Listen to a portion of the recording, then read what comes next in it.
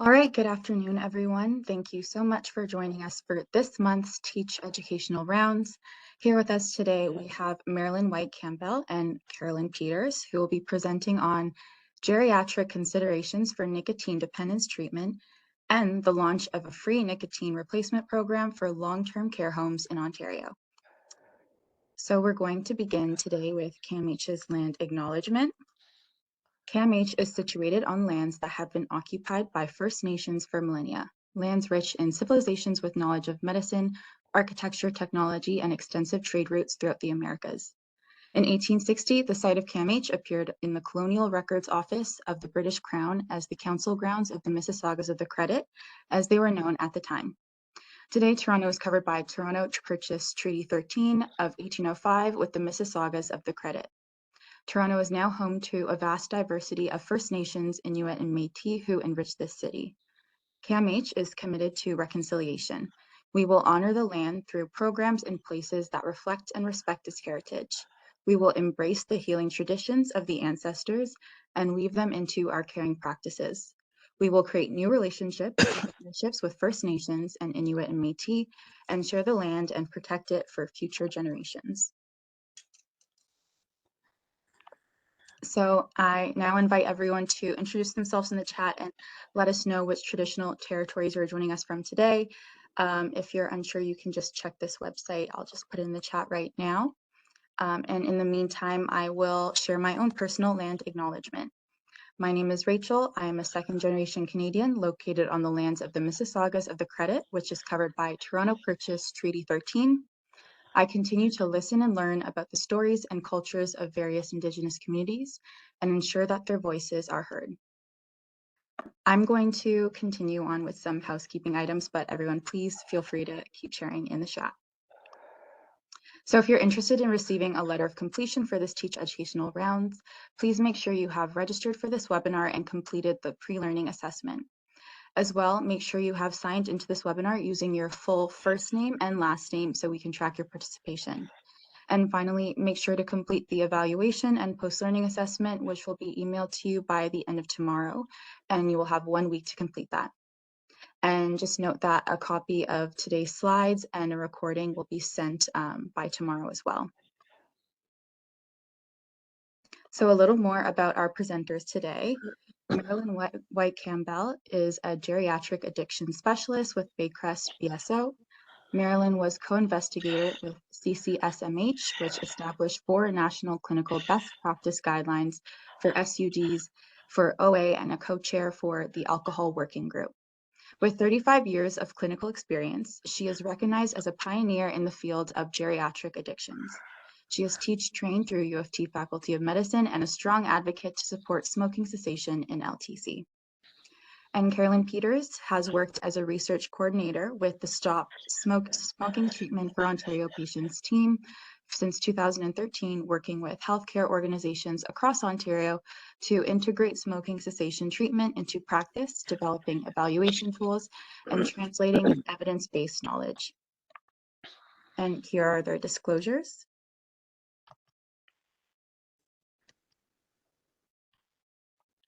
And just to note that the content of Teach Educational Rounds are centered around evidence-based guidelines from the following sources. And nonetheless, these materials, as well as their verbal presentation and any discussion, represent only general principles and they do not remove the need for clinical assessments or treatment plans by healthcare professionals.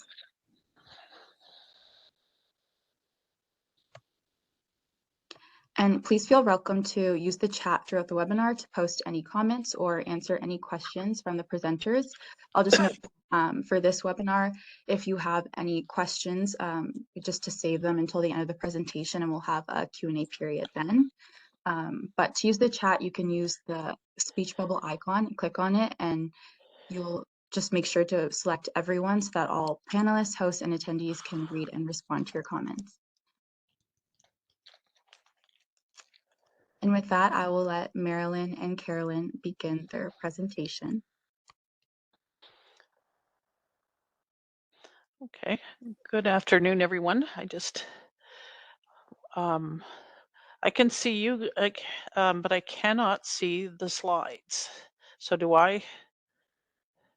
You can't see the slides? I don't have the slides, no. Okay, I can click through them then. Okay. I can just see you.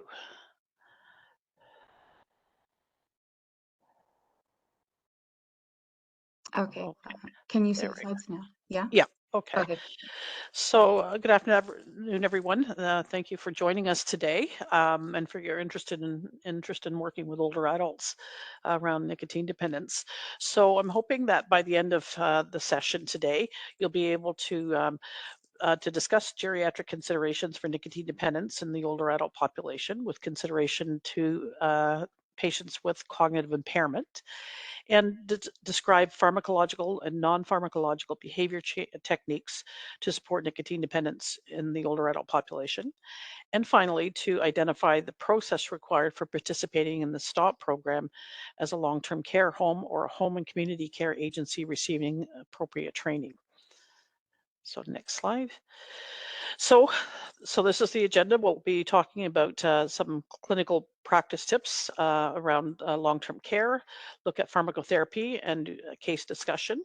And then I'll turn it over to Carolyn, who will talk about the STOP program implementation in long-term care, and also about the e-module learning.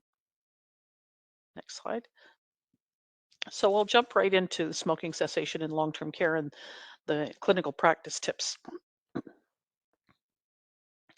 So one of the questions I always ask is do you accept people in your long-term care setting who smoke? And if that's a yes, thank you for doing that, because many homes don't. Um, Many homes are not equipped and don't support older adults that smoke because of some of the risks involved. So the other thing to take into consideration is that smoking cessation supports are rarely considered as part of a transition plan to long-term care. So sometimes people um, uh, end up in long-term care without any thought to the whole issue of how do we support this person who's highly nicotine dependent once they get to long-term care. And up until now, nicotine replacement therapy was not covered under the Ontario Drug Benefits Program. It's not covered under the ODB, but it is now covered through the Stop and Long-Term Care Program. So a big shout out and hooray for CAMH championing this project. And the other is some misconceptions around smokers and care providers, that there's a worry that the resident may smoke even with the patch on.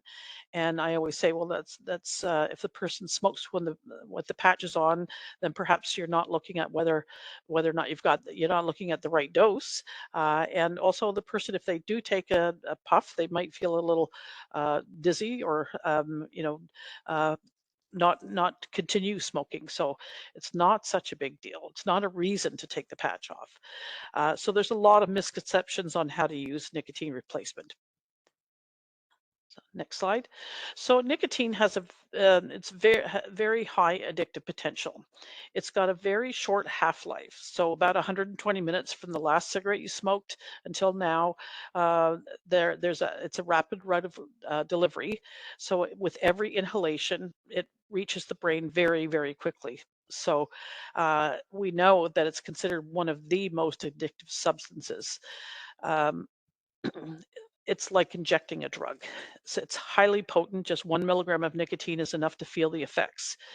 And those effects are very similar to cocaine, heroin, and amphetamines, which is very surprising. And I think the statistics are if you try um, um, cocaine, heroin, or amphetamines, your chances of becoming addicted are about 3%. If you try smoking, those numbers go up to about 28%. So it's a process. If you think about it, someone who smokes a pack per day has approximately 110 hand-mouth motions and repetitions every year. So if the person started at age 23, and that's a lot of people start much earlier than that, but let's say this person started at age 23 and is now 63 years old, and been smoking for 40 years. They've been smoking 25 cigarettes per day. That's 365,000 cigarettes, and that's 4,380,000 hand to mouth repetitions. And so it's not surprising that when we're asking older adults to quit, that there needs to be some consideration to the sort of chronicity of their use of nicotine, of burned tobacco. So so we ask the question, why do we quit? What's the benefit of quitting? And people say, well, the person is they've been smoking for 30, 40 years. Why bother now? But it's evident right away after you stop smoking, your blood pressure, pulse, and hand and feet temperature return to normal. Within 8 hours, the nicotine and carbon monoxide levels in blood reduce by half, and oxygen levels return to normal, all the way down to after 72 hours, breathing becomes easier, bronchial tubes relax, energy levels increase.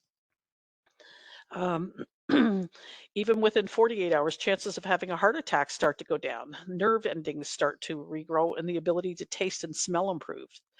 Um, and within 2 to 12 weeks, circulation improves, breathing improves, walking becomes easier. 3 to 9 months, coughing and wheezing and breathing problems improve, and lung function increases by up to 10 to 30%. And a lot of people say to me, well, when I've stopped smoking, I'm starting to cough more. And we say, well, that's your body's response to the nicotine. It's not that you're coughing up all the stuff that's accumulated in your lungs. But that eventually will stop.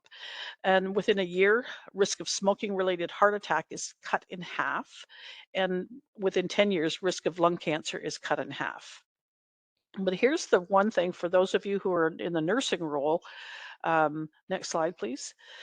The one reason I say, in long term care, one of the things that can be very motivating is that wounds heal faster after quitting. So that's really, really important if you have residents in long term care who are smokers. Um, um, there's I'm just looking in the chat box. Is my sound okay? So the thing is that if people um, if if people who are smokers have wounds and they stop smoking, the nicotine causes your arteries to spasm and become narrow. But when and that artery sends the blood to your skin that's narrow already because of smoking, and it won't be able to be able to bring the blood and nutrients to a wound. So without blood and nutrients, your wound doesn't get the things that it needs to heal. And I'll just tell you anecdotally that we have someone who, in a long-term care setting, who gave up smoking and had a wound, a stage 4 wound, pressure sore on their buttocks, and they had had that wound for 4 years. Within the time frame of stopping smoking, and he stopped for a good 18 months, but within 6 months those wounds healed up completely. So if ever there's a reason to be supportive and encouraging, especially when people have wounds, that's a really good thing to take into consideration. So next slide, please. So why are we here today? We had a pilot project that program to support residents with risky smoking behaviors. We had residents from 14 long-term care homes. They were provided with donated nicotine replacement products from CAMH from 2020 to 2022. That was during the pandemic. And that was a very, very challenging time, and a lot of older adults in long-term care that were smokers, they had to go into isolation. They weren't allowed to smoke, and the behaviors that we saw were off the roof. People were really having a challenge, and the homes were having a challenge keeping people in their rooms and stopping the spread of COVID from the smokers. So all participants were seen via OTN. So I did an Ontario telemedicine visit, an e-visit with residents, and they were assessed for their level of nicotine dependence.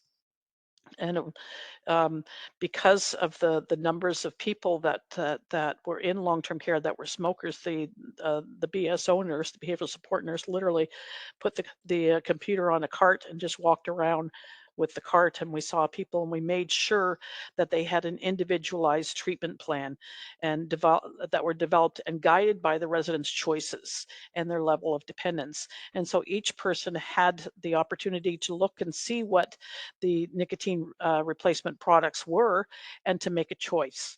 And to make a choice on how to manage their nicotine withdrawal. We weren't asking them to quit. We were asking them, for the time being, we were making sure that our focus was on comfort of the resident and managing nicotine withdrawal. So, because of this unique situation, um, people chose to use the nicotine replacement that was provided, and that was an interesting learning from this as well. That if it was provided for free, then people usually took up using nicotine replacement during this time. Next slide. So one of the things that we noted was that behaviors associated with nicotine withdrawal, of course, decreased and dramatically when they were treated with nicotine replacement. And people would say, "Oh, you're an angel. Thank you so much. I feel so much more comfortable." Um, and those residents who had COVID-19 were able to comfortably comply with smoking cessation and safely isolate, which really greatly reduced the risk of transmission to other residents and staff. If you can imagine someone with COVID during the time when there were no vaccines, the person who was a smoker, they would go out, they would have their cigarette, they'd touch the keypad to get out the door, have their cigarette, take the cigarette butt, put it on the ground, and then perhaps someone else would come along and maybe with dementia pick it up and smoke it. So we weren't surprised that things were spreading as quickly as they were. So this was something that really helped with the residents and reducing the risk of transmissions to other residents and to staff. So, in terms of what did we do? How did we support people through this? So, we offered some pharmacotherapy and some nicotine replacement. So here's a case study of Mr. C. He was very, very nicotine dependent. He was smoking 40 cigarettes per day, and he was smoking 5 cigarettes one after another. And it was interesting that we didn't know. I mean, everybody said he only smokes a pack a day, but it turned out that he would get 5 cigarettes at a time. And if he saw the nurse go on break, then he would go to the other nurse and say, "That nurse didn't give me my 5 cigarettes. Can you give me some more?" So he very easily was able to access more cigarettes, and so was smoking about 40 cigarettes per day. And again, when he got them, he was smoking them one right after another. So the behaviors included yelling at the staff for cigarettes. He wouldn't return the lighter when he came back to the floor, and on 2 occasions was physically responses and caused harm to one staff. Again, the big concern was he had COVID-19 and he was refusing to self-isolate. So our question was, how do we provide compassionate care, respecting residents' rights versus the rights of all the other residents in the long-term care home? Did his rights trump theirs, or did their rights trump his rights to smoke? So it was a really, really interesting time. So what did we do? The next slide. So we gave him initially, because of the staff report that he was smoking just a pack a day, he was given 21 milligram patch, but it still wasn't enough. He was going out to smoke. Um, and thank goodness, CAMH to the rescue. They gave us donated a nicotine spray that wasn't being used, and so he elected to use the nicotine spray. We got it sent to him thanks to CAMH, and he tried it, and right away he got relief. And within one day, he is not leaving his room. He's in stable condition. He's staying, safely in his room. He's not spreading COVID to others, and he continued to use the nicotine replacement. And all the behaviors were absent. And he had stabilized serum nicotine levels, so he didn't have to go out and yell at the nurses, "I need my cigarettes," and or this one didn't give me the cigarettes, etc. So he didn't have to go searching for it. And so even the staff noted that there were changes in his behaviors, which was really quite remarkable. And they said he was such a different person. He was so much happier and not exhibiting any behaviors towards staff. They said such a big difference. Next. So we also looked in other situations. We also used non-pharmacotherapeutic approaches, and um, lollipops was a good one.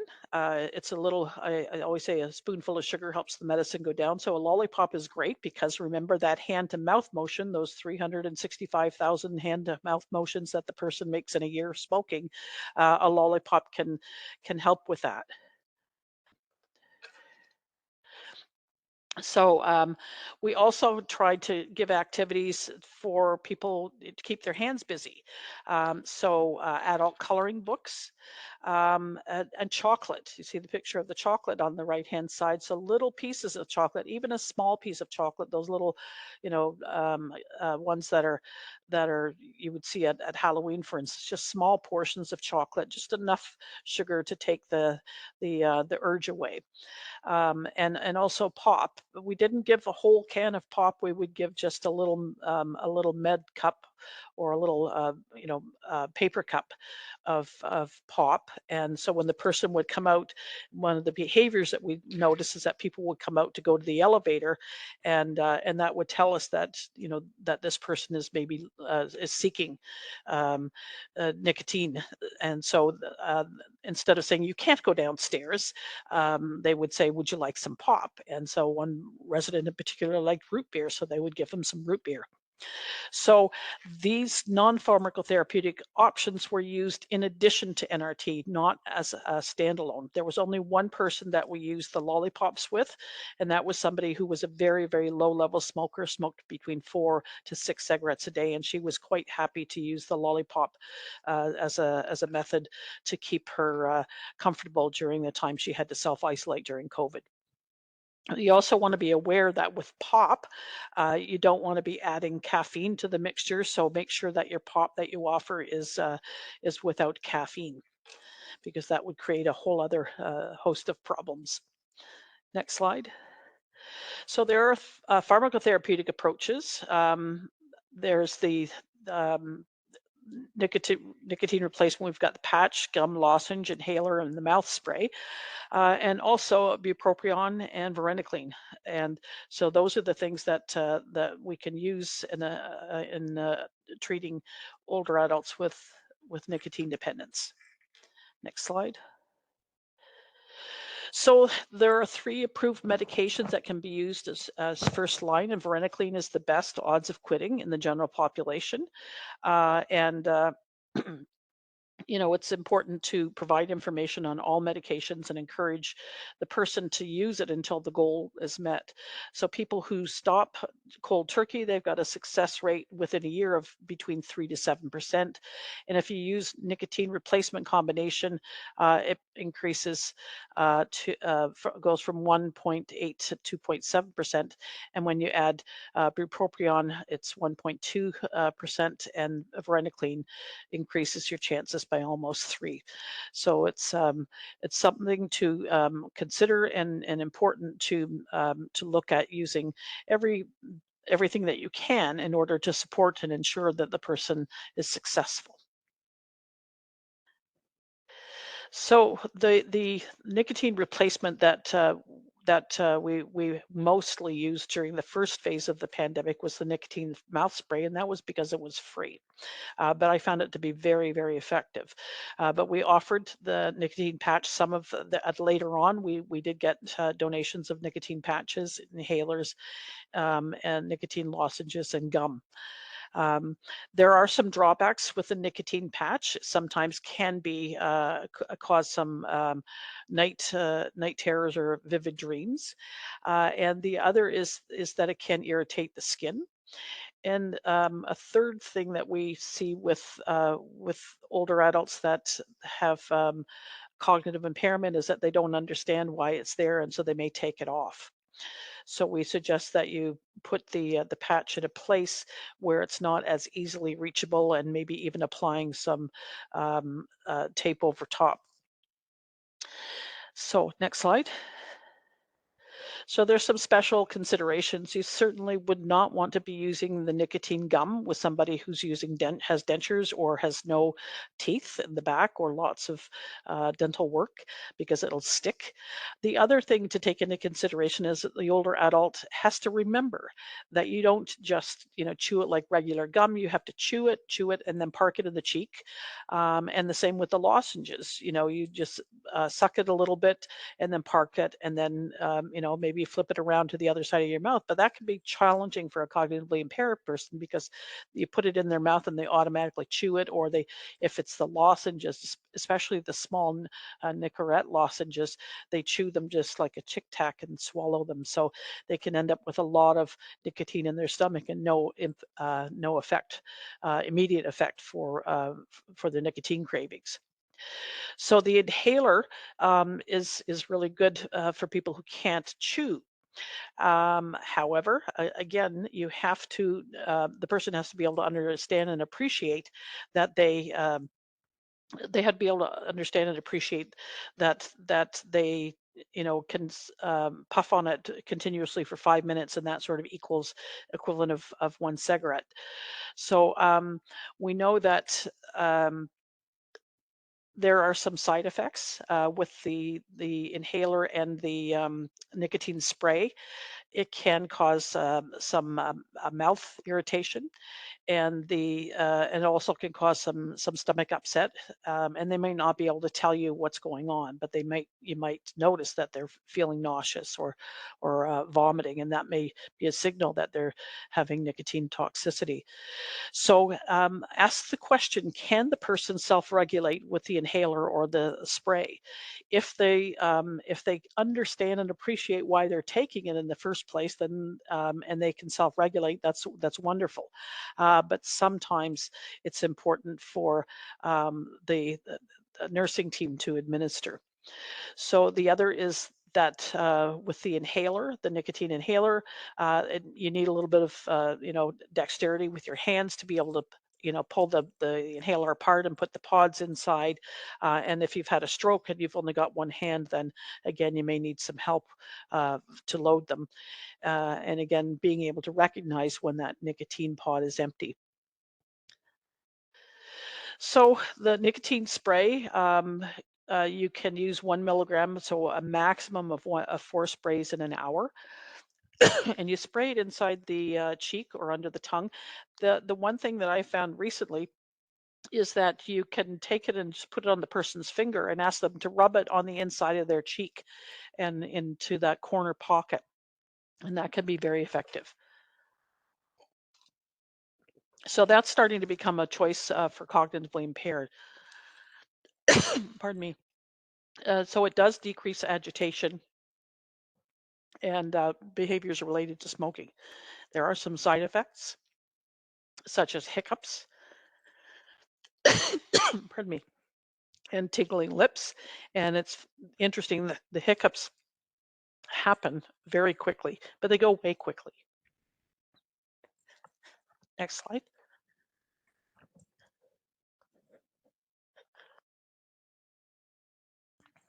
So here we have the dosing for nicotine replacement. Um, this is something that they say that there is a maximum dose of 21 milligram patches. Um, and you need for people who are really heavy smokers, and I've seen that. We've had people who smoke about 90 cigarettes in a day, and so they need sometimes 3 patches, 4 patches, and even a short acting on top of that. So, and then you also want to look at reducing by 7 milligrams. However, having said that, some people don't understand and appreciate why why they're on nicotine replacement, but it's working, and their substitute decision makers are not wanting to pay for the cigarettes anymore. So sometimes, with the philosophy from the Ottawa Heart Health Institute, and I think also CAMH is, to use as much as it takes for as long as it takes.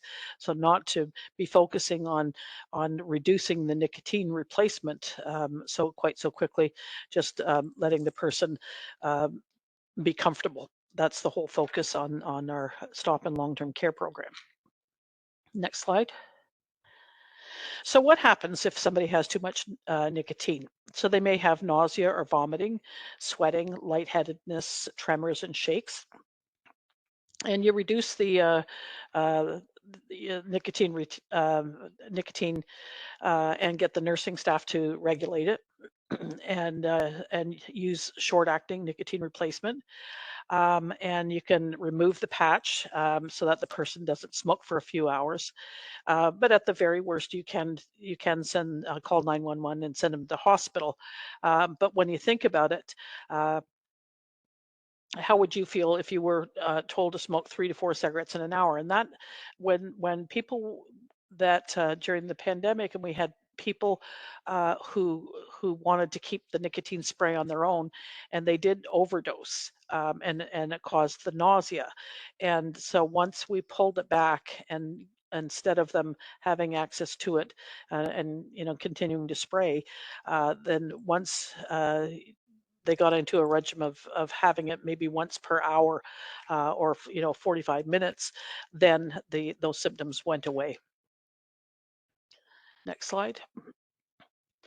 So with the medications, with varenicline and bupropion, there's not a lot of evidence about and literature on use of in older adults for smoking cessation. But there are some studies on varenicline in older adults, and it shows it to be safe. Um, and there is a concern you need to be watching for renal impairment. And I'm actually at a conference right now on smoking cessation. And one of the presenters this morning had mentioned if there is renal impairment, to reduce the dose from 300 milligrams down to 150 milligrams. So you want to be aware of some changes in pharmacokinetic and dynamics and polypharmacy in the older adult population. Next slide. So again, these are the CanAdapt guidelines, but these ones you can use them for up to 12 weeks. For varenicline, it is covered under the drug benefits formulary, but only up to 12 weeks. And that's something that can be concerning, because we have seen it in older adults, used in older adults that have cognitive impairment. And as soon as you pull back on the varenicline, you start to see the behaviors again. So there isn't a workaround on that. There's no way to, unless the person is willing to pay for the varenicline on their own, or if they have a private medication, a drug plan. So there was some discussion about using cytosine, which is an over-the-counter herbal medication, and that is about between $50 to $90. It's not been studied in the older adult, but it has the same properties as varenicline. So it is something to watch for in the research to see if this is something that could be used in older adults.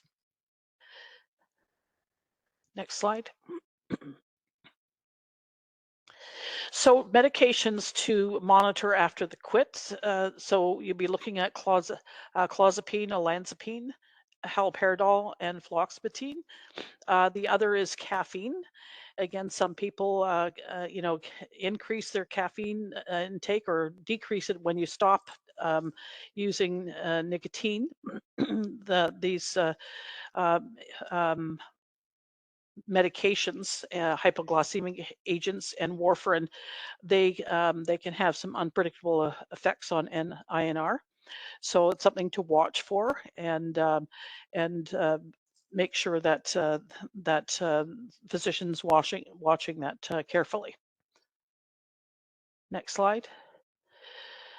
So I'll just turn it over to Carolyn. And again, we've seen so much success with using nicotine replacement in the older adult population, that the CAMH is now implementing this new STOP program. And I'm very, very appreciative of that. And I'll turn it over to Carolyn so she can tell you all about that. Thank you so much, Marilyn. You've been a great champion. Yes. So we're going to pivot a little bit, and I'll go on to describe how we implemented a program, the populations in long-term care. So for those unfamiliar with the STOP program, that's the smoking treatment for Ontario patients. We have been around since about 2006 in various models, and really our approach for success has been to work directly with the various sectors when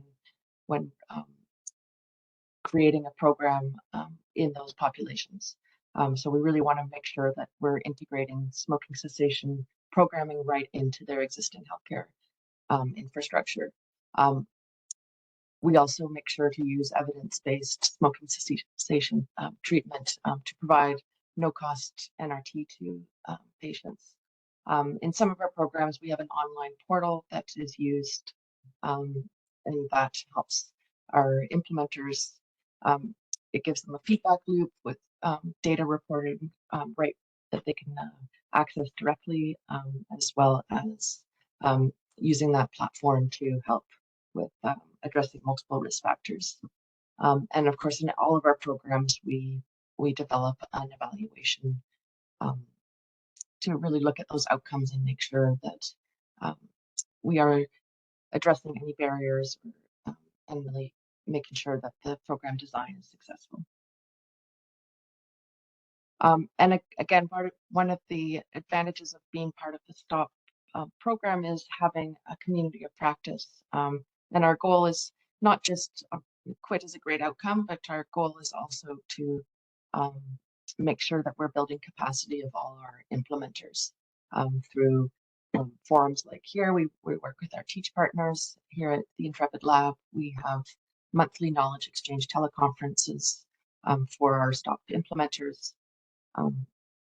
We have a team here at CAMH that makes sure that any operational issues are addressed through training as well as ongoing support.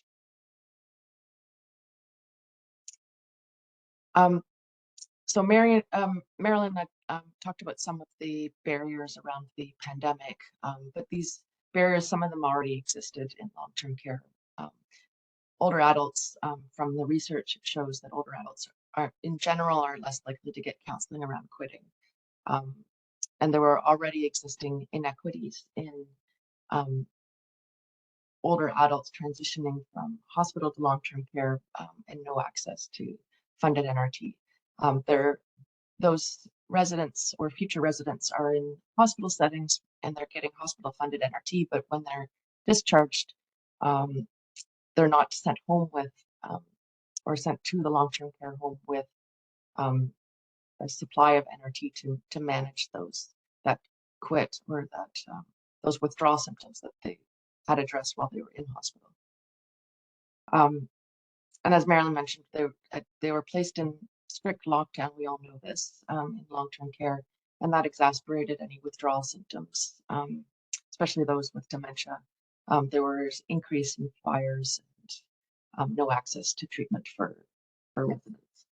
But we heard how Marilyn reached out and we were able to assist. We were very fortunate that at that time in March 2020 to have a large supply of donated mouth sprays, and we were able to quickly send those off. So we supported a number of homes in the Toronto Central LHIN as well as some additional homes outside of Ontario. And as she mentioned, there was some patches as well donated. And so we, in total, were able to provide 6,000 bottles of mouth spray and over 850 boxes of patches. However, that was a limited supply. It wasn't sustainable. It wasn't ongoing. Those were sort of one-time donations. But as you heard, there was some great successes from a few of these case studies. And so we took those positive responses and those anecdotal cases back to the Ministry of Health, who is the main funder for the STOP program, and they agreed that a more sustainable solution was needed, and they've now provided full funding for the STOP program in long-term care, and it's not with just a pilot project. We are we do have funding to provide NRT support to all long-term care in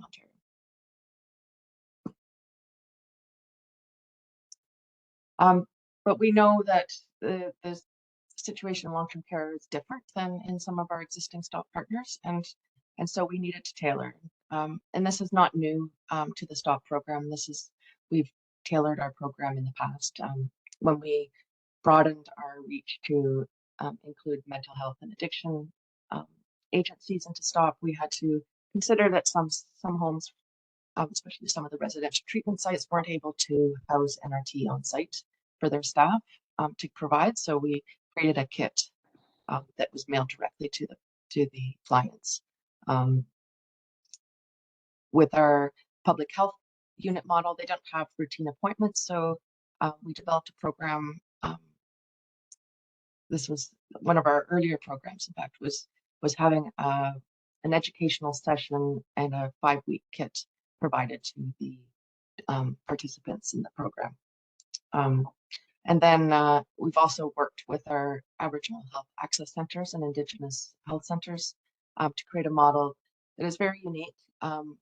Because of OCAP principles, we don't collect any data, and we've worked with the Cancer Care Ontario to offer a specialized program where they don't share any PHI or any other data, individual level data with CAMH. They can collect it, but we don't collect that from them. So we did have to also pivot a bit and tailor this program for long-term care. We know that staff in long-term care are very limited with their time. As well, the data collection at an individual level basis, residents with dementia or with other cognitive impairments are not able to provide individual level data. So our outcome of interest is going to be measured at the home level. We also prioritized managing withdrawal symptoms as one of our key outcomes, and reduction in fires and burn risks as our primary goal, as opposed to a quit as our primary outcome. And as Marilyn mentioned, we had to consider some of the circumstances around the NRT, which would work best. Obviously, with gum with dentures could be problematic, or as Marilyn mentioned, the ability to keep the NRT, the lozenge in the mouth and not have the go down to the stomach with causing stomach upset. Those are issues and considerations that need to be in place for long-term care residents. And also, we want to make sure that we're also reaching out, not just to those in long-term care, but also to explore how to build a support pathway to those that are in transition to long-term care. While homes are not technically allowed to say they can't take someone that's smoking, we do know anecdotally that some homes are not accepting because their staff, they don't have the staff ability to escort residents down to have those cigarettes. And so they do limit smokers into their homes. So as of now, we've engaged with 64 long-term care homes across Ontario. So that's close to 10%. We're still engaging, and we're using ambassadors and champions like Marilyn or the provincial BSO to spread the word, and so that we can further engage with more long-term care homes. So we are continuing to engage as well with the stakeholder groups in that transition and home and community care support groups. And as part of our engagement, we want to provide ongoing support. So we do have a team at the Intrepid Lab at CAMH to help with answering questions and providing that onboarding engagement support. And as part of our ongoing engagement with with the long-term care homes is we do continue to meet each month. We have our own community of practice for long-term care implementers. So examples, here's an example question that came up, and we'll provide answers through support from our clinicians at our Nicotine clinic at CAMH. We also use this opportunity to discuss case studies and share program updates and share news.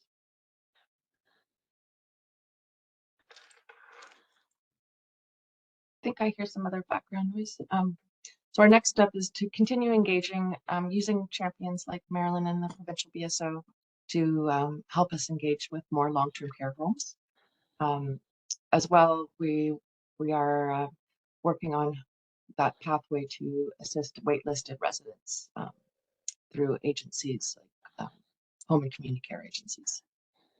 And then our next step right now is to undergo, we started going an evaluation of our participating homes so that we can, if necessary, improve upon the program and really figure out how we can best support these long-term care homes. So as part of the development of this program, we recognized that there was need for a little bit more tailored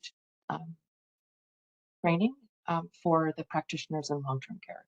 We have other e-learning modules for our broader STOP program, but it's more sort of reaching a general population, patient population. So we identified the need to create a brief, low barrier and accessible program, training program that addressed the unique needs, taking some of the insights and learnings that you heard from Marilyn earlier to build knowledge and skills to support the tobacco cessation in long-term care. We wanted it to be brief because we wanted to make sure that those staff in long-term care that really are limited with their time do have access to this training. So as I mentioned, we used a tailored approach. We used subject matter experts, such as Marilyn and a psychiatrist in our geriatrics program here at CAMH. I'm not hearing you. Sorry, Marilyn? You're cutting out a little bit. So that we integrated a testimonial from a first person with lived experience, as well as using collaborating with our subject matter experts. We used a web-based authoring platform that's fully responsive and interactive. The chapters covered content such as supporting residents with NRT, as well as some of the practical tips that Marilyn mentioned earlier. We know that it's important that families and friends and families of residents are involved with their with the residents. So we have a module that looks specifically at supporting a loved one.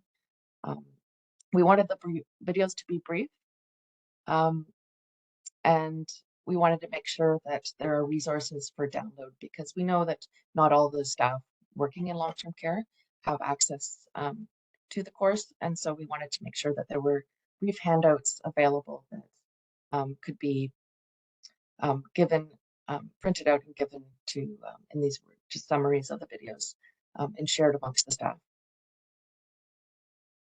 So I'm just going to go through a brief, some brief previews of what the course looks like.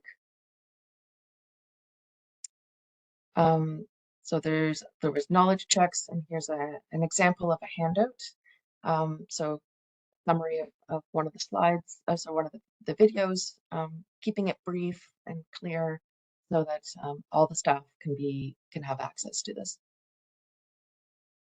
And then of course an evaluation component. So we've only just launched it in October this past year, so we're still collecting evaluation data on this course. And I will just hand it back over to Rachel. We have a brief testimonial, a clip of our testimonial video. Thanks, Carolyn. I'll just share the video.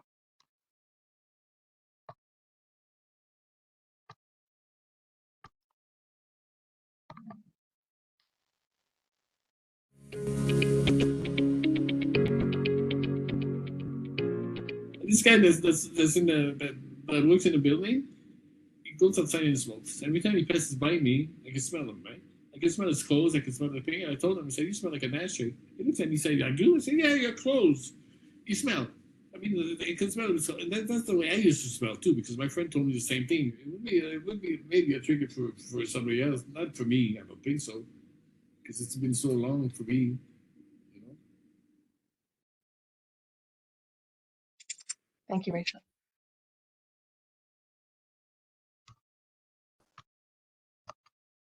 Okay, thank you, Marilyn and Carolyn. Now is the time where we can answer any questions anyone has. Feel free to put them in the chat. I think there's already some questions. I saw one earlier. Someone wanted to know that for nicotine inhalers or the sprays, if they have a quick effect, but does it have a short duration of action?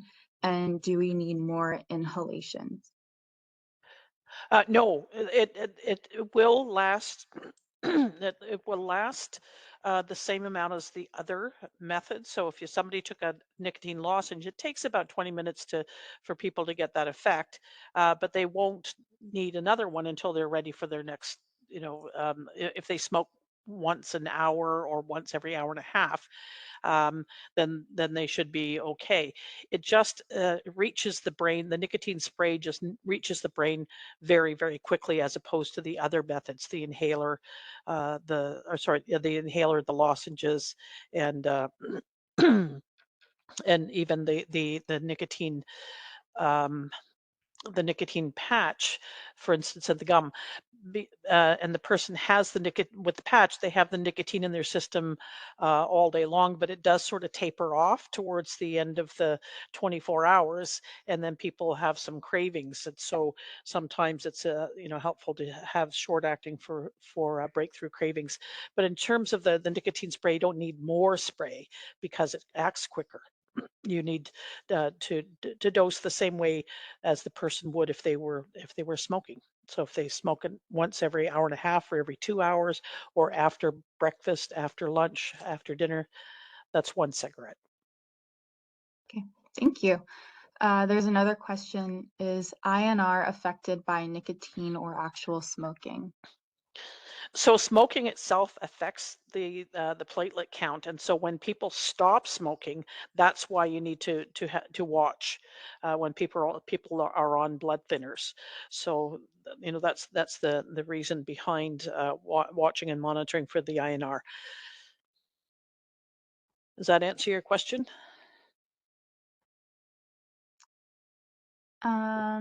We'll see what.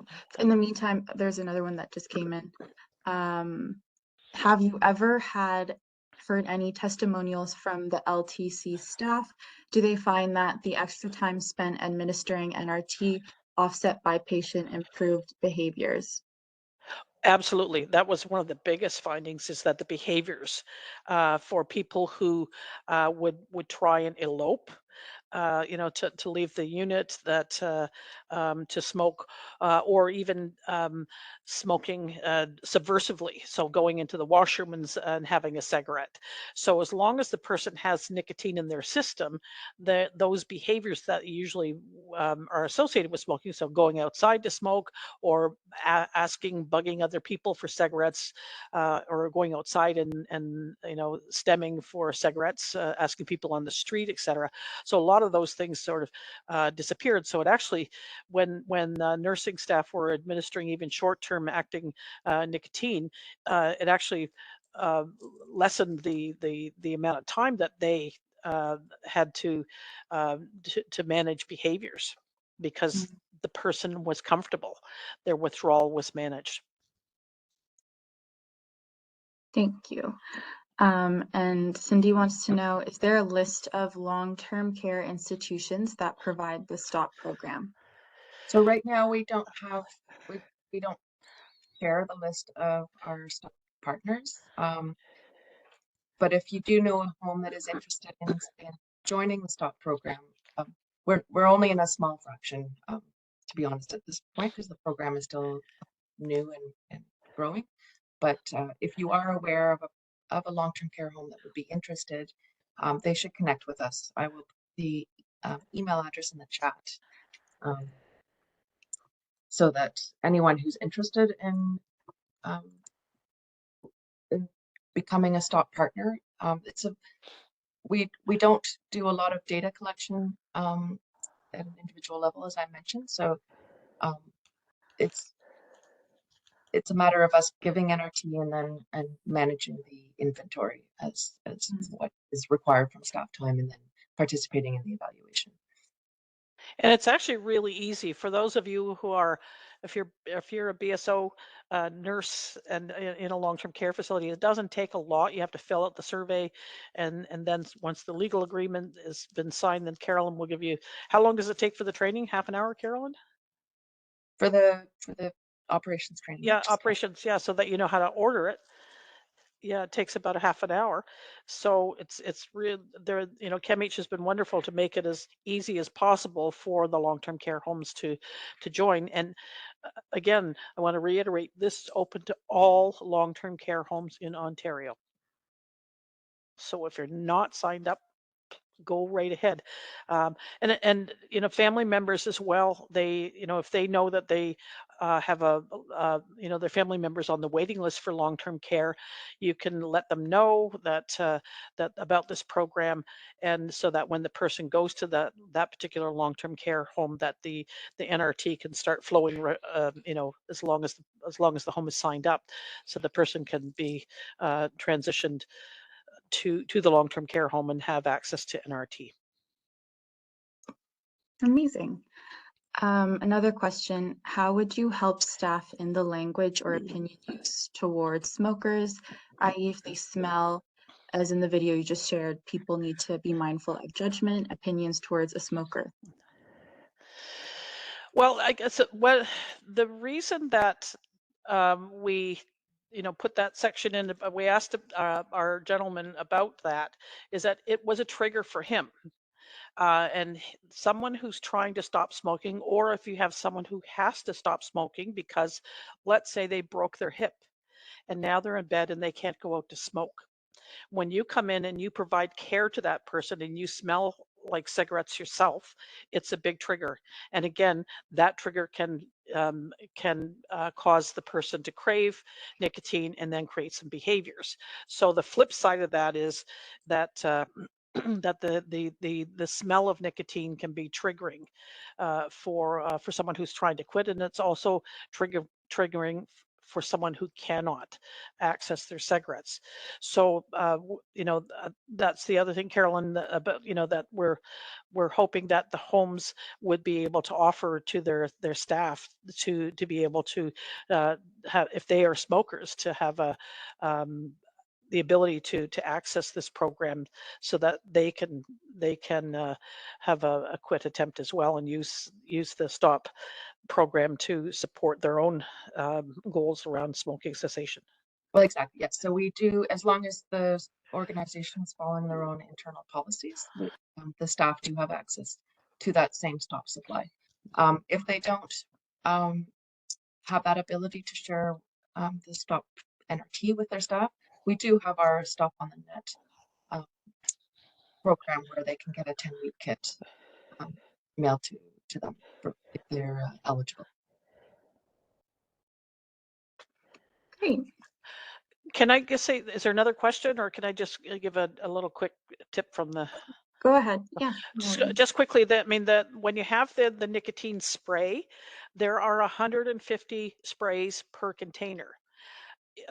If you think about that as 150 cigarettes, if you give someone the nicotine spray and they're regulated and they're able to do it, then you want to make sure that that you're taking account of how much how long they've had it. So if somebody is a pack a day smoker, then how much are they going to go through? They're going to go through that in 3 or 4 days. So just be aware of that, and so that you're, if the person is running out really early, then it means maybe they need to have some support from you as nursing staff to regulate a bit better. Oh, there's a question about non-farm options about diabetes. So yeah, use sugar-free products like there are sugar-free lollipops and sugar-free candies. And yeah, we don't use sugar quite so much, but maybe some raw veggies or things that people that that with diabetes that they don't get too much sugar. Yeah, if somebody has diabetes and they have Alzheimer's and they're underweight, um, you know we're not quite as worried. If you have someone who's morbidly obese, then you wouldn't want to be using the sugar as an option. Thanks, Marilyn. If anyone else has any other questions, Marilyn and Carolyn's emails are both on the slides. If anyone has to reach out or wants to reach out with any other questions that come up later. But thank you both for such a great and engaging webinar. You can tell just from looking at the chat that everyone was really interested and enjoyed it as well. Just before we head out, I wanted to remind everyone that this webinar was recorded, and I will be distributing a link to it as well as a copy of the slides to you all by tomorrow afternoon. And also, please feel free to share this with your colleagues. I will also be sending out a link to the evaluation and post-learning assessment that will need to be completed by next Wednesday, April 2nd, in order to receive your letter of completion. And in the meantime, please stay tuned for our upcoming Teach Educational Rounds, Breaking Through the Cloud, a panel discussion on real-world experiences with quitting vaping. And that will be on March 25th from 11 to 12 p.m. And it's currently open for registration. I'm just going to put the link in the chat to register as well if anyone wants to do that now. And if you missed a portion of today's webinar or would like to view it again or any other Teach webinar, an archive list can be found on our website. But that's it for now. Thank you all for joining us, and I hope you all enjoy the rest of your day. Thanks very much. Thank you, Marilyn. Thank you, Carolyn. Thank you. Thank you, Rachel. And enjoy the conference, Marilyn. Thank you. Bye-bye now.